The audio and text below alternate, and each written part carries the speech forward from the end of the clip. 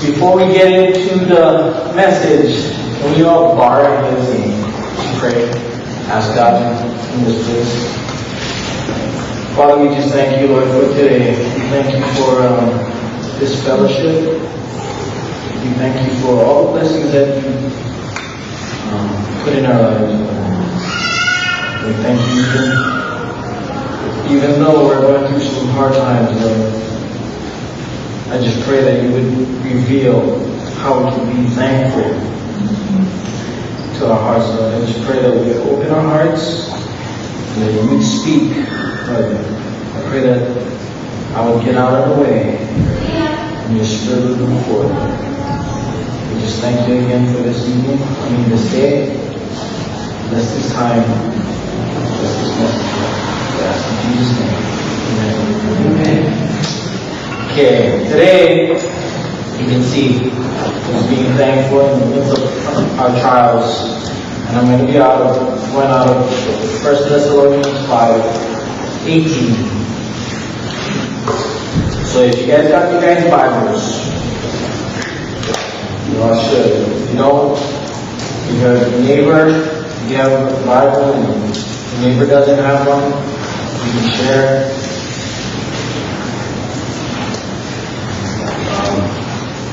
I don't have tabs like the back stuff. Right, okay. So I'm going to read from verse 1 Thessalonians 5. I'm going to read from 16.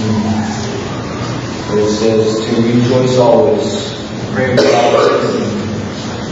Give thanks in all circumstances, for this is the will of God in Christ Jesus for you. So I think the first two verses, rejoice always and pray without ceasing, will come into play as we learn how we can rejoice in the trials. So I know for some, trials come in many different forms. Some people take little things and make it a big trial, and some people can cover the small trials and a big trial in our lives and make it small because the way they view God. If you have a big God, your trials will be small. If you have a small God, your trials will be big. So, with that saying, the first thing, this is how I get through my trials. I don't know if it's the same for all of you, but this is how I can get through my days when I'm going through a trial. A couple years ago, it was like 10 years, I lost my dad right before Christmas. A time when we should be joyful and thankful, and it was 2 days before my daughter's birthday, 3 days before Christmas, and 4 days before his birthday. He passed away. I didn't plan on this, but that was a trial.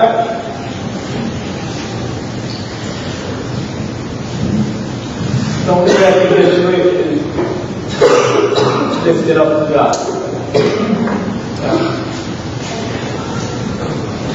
First and foremost, I have to realize how much God loves me. How much He loves you. In the midst of your trials, I know we can make our trials big, so big that we can't see God. But you have to recognize that God loves us so much. He loved us so much that He gave His one and only Son for us.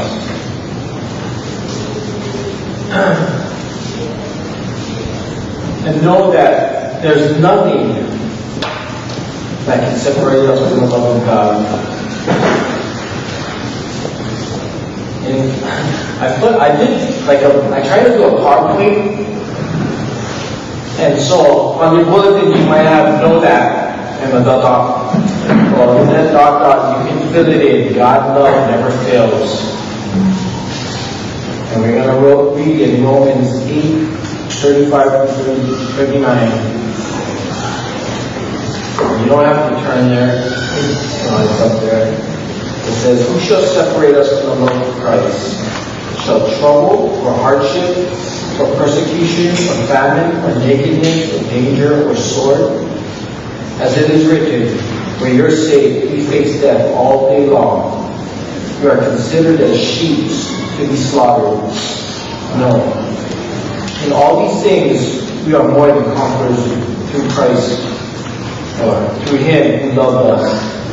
For I am convinced that neither death nor life, neither angels nor demons, neither the present nor the future, nor any powers, neither height nor depth, nor anything else, all creation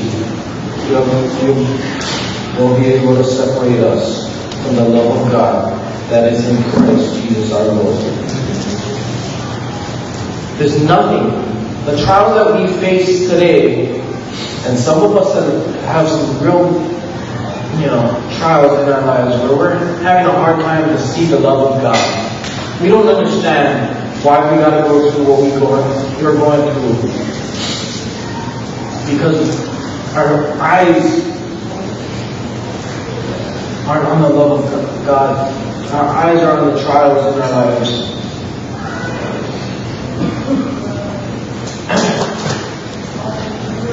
Peter, when he stepped out of the boat, me and Pastor had this talk. I just pray that the Holy Spirit leads, and this is a talk that we had. We're talking about how the troubles in our lives, and Peter came to mind, where he stepped up. He was calling out to Jesus. All he saw was God. He saw Jesus walking on the water. That's all he saw. And Jesus called him out of the water. He stepped out, no problem, walked straight up to Jesus, no problem. As soon as he saw the waves, as soon as he took his eyes off of Jesus, he sank. That's what happens to us when we go through trials and we focus on the trials.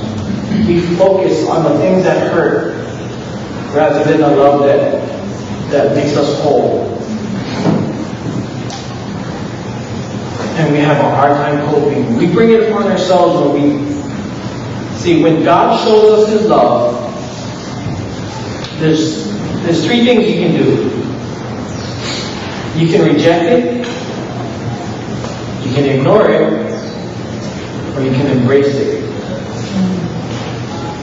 We need to learn to embrace His love, especially in the trials.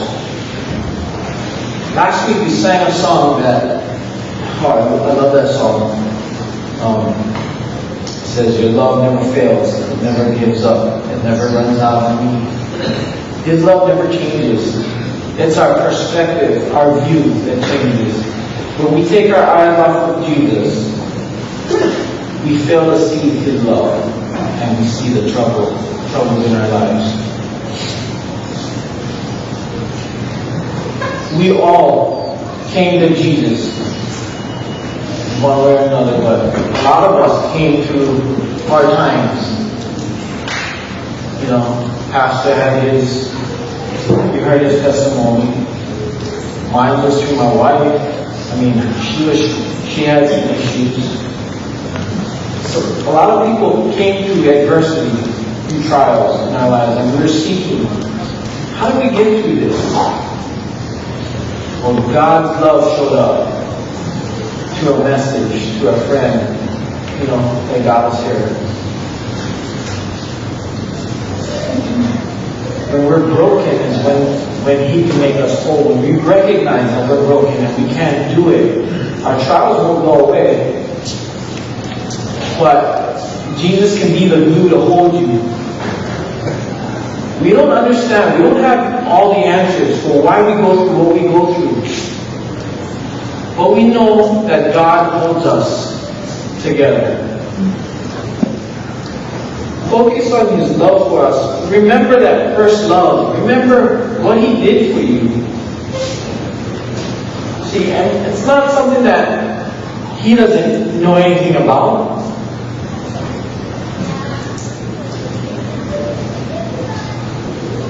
He gave up his son for us because of love. The second, I'm going to go through this fast, but the second point for me is recognize his presence. You need to recognize that he's with you. In spite of how you feel, in spite of what things look like, that he's going to be with you. Or he is with you. So, in your know that God is in the midst of your trials. And I'm going to take it from Scripture, Deuteronomy 31:6, where it says, "Be strong and courageous. Do not be afraid or terrified because of them. For the Lord your God goes with you. He will never leave you nor forsake you." This is a time when the Israelites are going to go through, face the enemies. And it's hard when you see that the enemy's a lot bigger, a lot stronger. Our problems, that's the biggest thing in our lives. I know for me and my wife, in our trials, the first thing we try to do is to control the situation. We try to take it upon ourselves to make everything good. And there are things that we go through in life that it's out of your control. But the minute you allow God, you rely on God, and you recognize that He's never going to leave you nor forsake you. That He'll be with you. In Isaiah, it says, Isaiah 43:2, it says, "When you pass through the waters, I will be with you. When you pass through the rivers, they will not sweep over you. When you walk through the fire, you will not be burned. The flames will not set you ablaze." That means there's nothing that can hurt you. And Jesus said, there's fears, yeah? Why fear the man who can take the bodies? Fear the one who can take the soul. In spite of all the troubles that we go through, even death, some of us might be Kimmy. Yeah, she was facing cancer, stage 4, she thought. It's easy to be fearful of that, death. But she put her hope and her trust in God, and look, miracles. And those miracles aren't just for her, it's for us to see the work that God can do. If He can cure cancer, He can heal whatever problems, whatever trials you may be going through. You might have lost a loved one and can't understand why. Why did God have to take?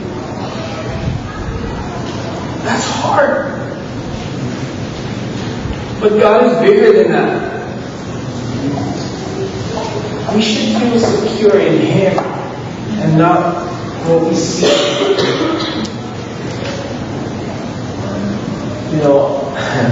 This is a famous poem that came to mind when I think of His presence in the midst of trials. It's a poem, Footprints in the Sand. Everybody knows it, but I'm going to read it. One night a man had a dream. He dreamed he was walking along the beach with the Lord. Across the sky flashed scenes of his life.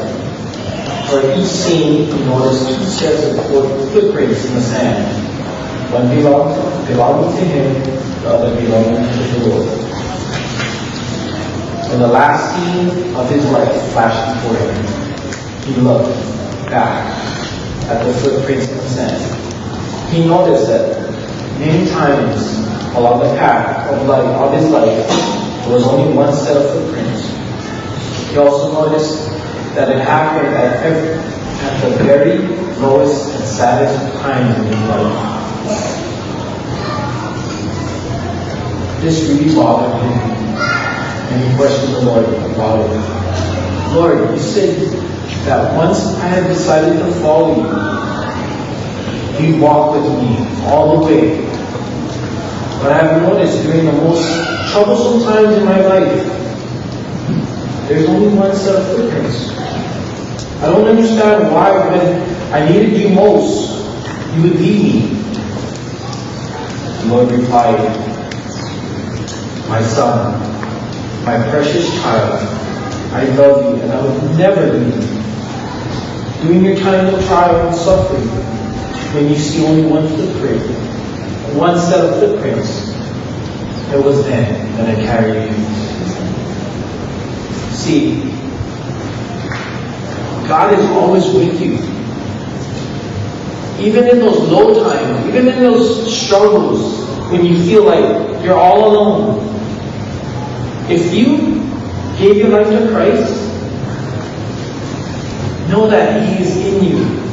He is with you and He can carry you. And the peace of God can overcome those trials.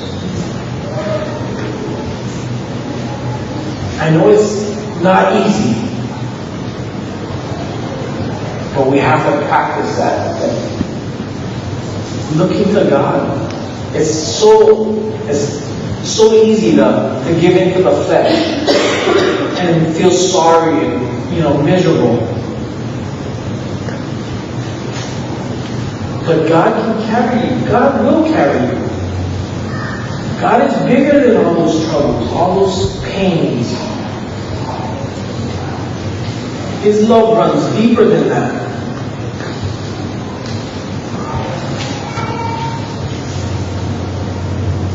And know that in spite of the pain, the trials that we go through, God still has purpose for that.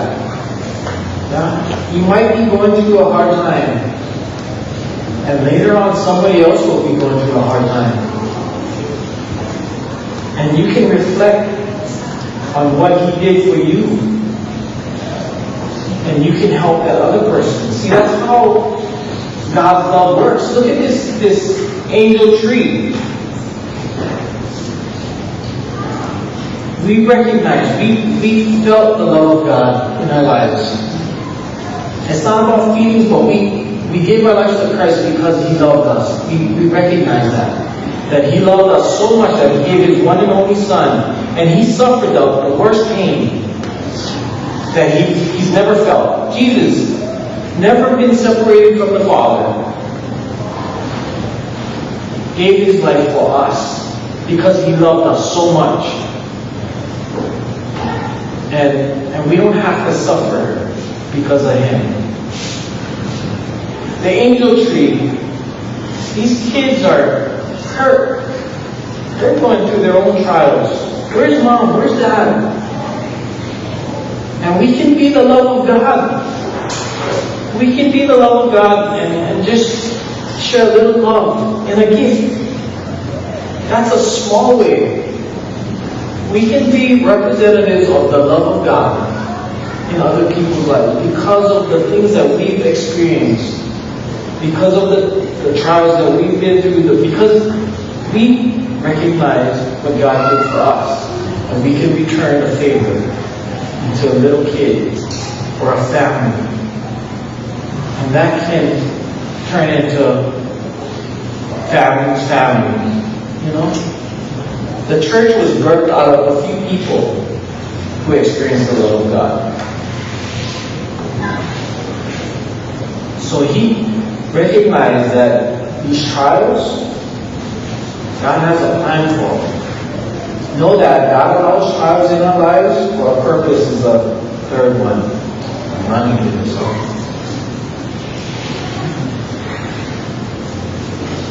And we know this because of Romans 8:28-29 says, and we know that in all things God works for the good of those who love Him, who have been called according to His purpose. For those God foreknew, He also destined to be conformed to the image of His Son, that He might be the firstborn among many brothers and sisters. And in Jeremiah 29:11 it says, For I know the plans I have for you, declares the Lord, plans to prosper you and not to harm you, plans to be a hope and a future. That word prosper, I know a lot of people like to use that and say, oh, prosper my pocket, or add wealth. But it's to make you whole. That word is to make you whole, to make you full. That abundant life, that knowing how to go through at times of adversity, times of trials.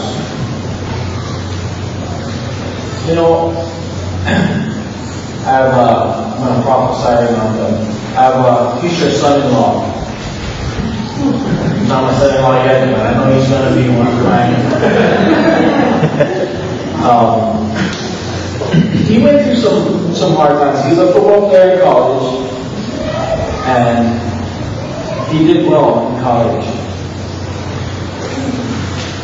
Last year he graduated, and coaches told him, well, try out for the NFL. So he got all pumped up, and so he started working on it. He did an awesome pro day. If he would have gone to the NFL combine, he would have been like at the top with his all-around skill level. Well, he was going to be drafted. He went up to Green Bay. He was all pumped. He was so stoked. Oh yeah, I think they want me. And then talking to the recruiter, and the recruiter saying that we're looking at about between the 4th and the 7th. But I think you're about the 5th round, so he's all jazzed, he's pretty slow. And then draft day comes and he doesn't get the call. And he's wondering why. I thought I was going to be drafted. And then the recruiter calls up and says, Penny, I don't know if the doctors called you, but you're all set. We're going to pick you. The doctor didn't pass you. You have narrowing of the spine. And I know there's people that play the sport like that. So I'm gonna, pass your name on to some friends. And he gets picked up by the Kansas City Chiefs. Again, he's all joyful. He goes up, he practices, and then they call him in and tell him, no, we gotta do a physical on him. And again he gets waived. And in spite of that, he showed me what it's like to really trust in God. Because he said, I know that's what I wanted, but I think God has a bigger plan for me. I wanted to go, and I was doing really well. I mean, in my practices, I was picking up a lot faster than a lot of the rookies. And then they called me in and they asked me to do my MRIs, and I knew already. I think God just showed me that, just so that I would know, His plan is bigger than mine. That's what I look at that and I don't have that kind of faith a lot of times. I don't understand why I go through the struggles that I go through. But he had a clear perspective. His God is big. And that wasn't even a trial for him. I mean, yeah, he got pulled out, but when you can, your dreams are crushed, and you can see beyond that. It's because he had his eyes set in the right direction. It's not on the waves.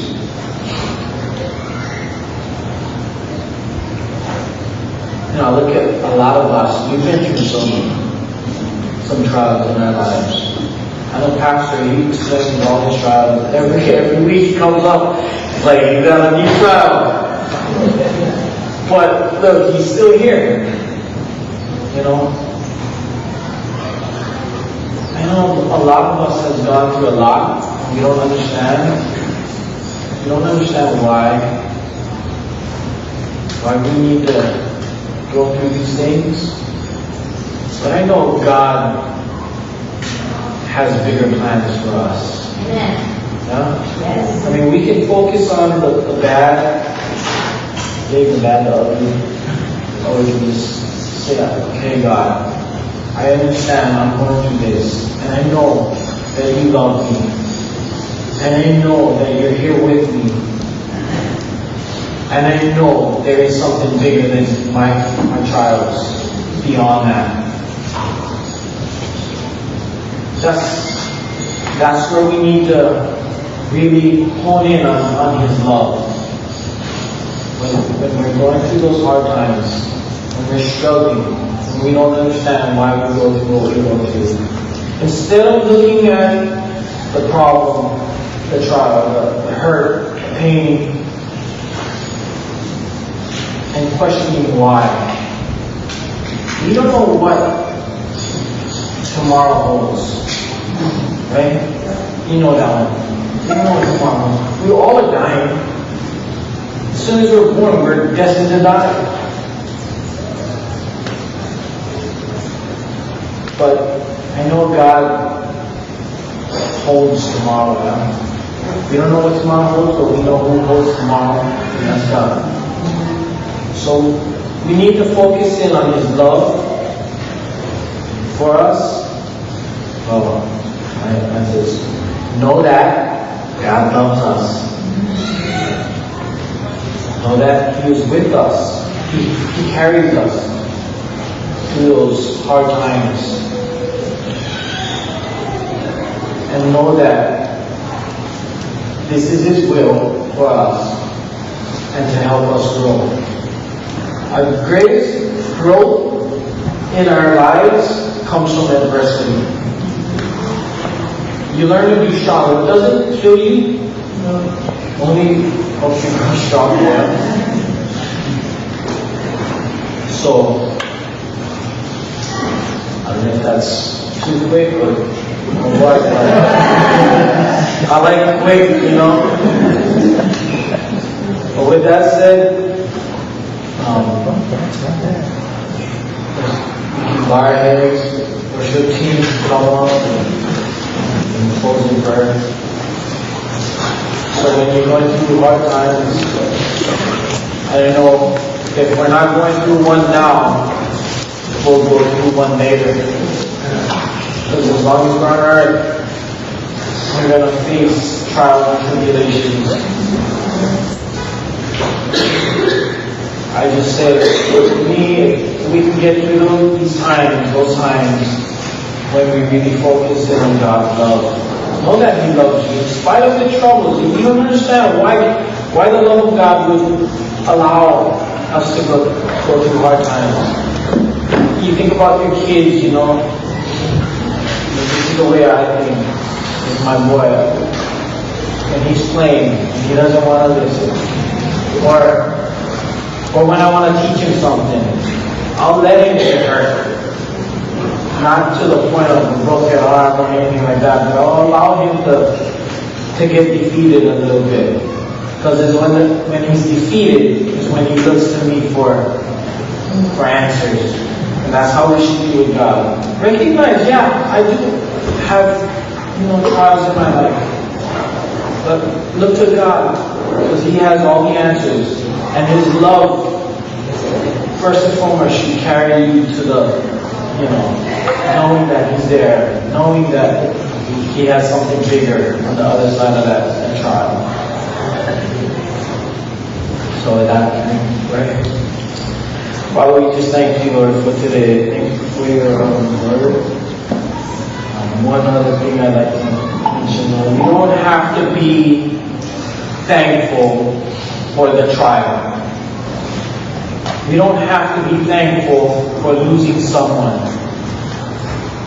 We don't have to be thankful for the pain in our lives. But what we can be is thankful for your love, Lord. We can be thankful for your presence in our life. And we can be thankful that in spite of what we're going through, you have a greater purpose on the other side of the trial, Lord. So we just ask that you would carry us through these times, Lord, and help us to be thankful of the relationship that we have through you, because of your love.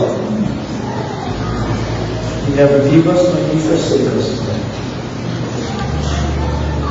Help us to recognize those things and be thankful for who you are. We love you. Thank you. In Jesus' name. Amen. Amen.